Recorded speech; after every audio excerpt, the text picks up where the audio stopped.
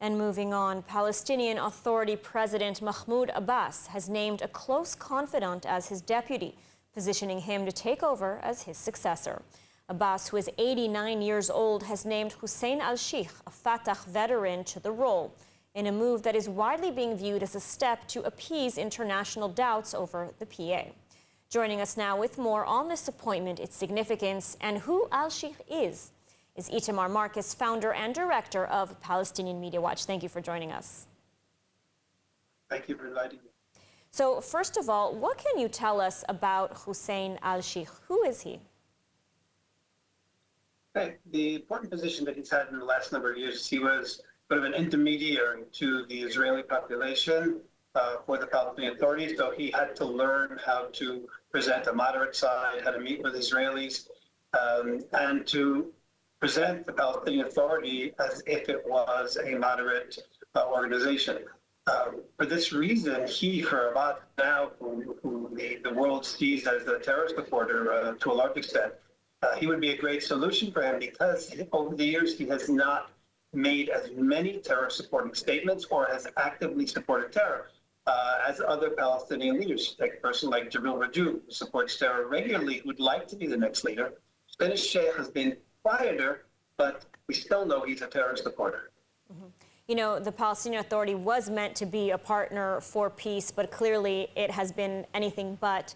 You know, for our viewers who may not know, the PA continues its pay-for-slay policy, in which it pays lifetime salaries to terrorists and their families for murdering Israelis. Again, not much of a partner for peace. Do you think Al Sheikh could reform the PA? Will he turn it into a partner for peace? Al Sheikh couldn't do it, even if he wanted to. First of all, in all the popularity polls that have ever been taken in recent years about who would you like to see the leader, he draws 3%. He's not even on the radar really as a potential Palestinian leader. So he couldn't change the Palestinian Authority even if he wanted to. However, statements that he's made, I don't think he would want to. For example, he talked about Walid Daka, a Palestinian terrorist murderer who was in jail, who died in jail last year. He called him a freedom fighter, and he hopes that future generations will learn from him and go in his path. Isn't it about a murderer? He's recently been talking about how happy he is that Hamas and Fatah are having quiet negotiations, and he just wants Hamas to join and work with him. Well, if you want to reform the PA, why would you be having quiet meetings with Hamas, this horrific murderous terror organization, and say that you hope they join the Palestinian Authority or the PLO? Mm-hmm. So I think Hussein Al Sheikh has been quiet because that was his job from Mahmoud Abbas, to be quiet in terms of terror support.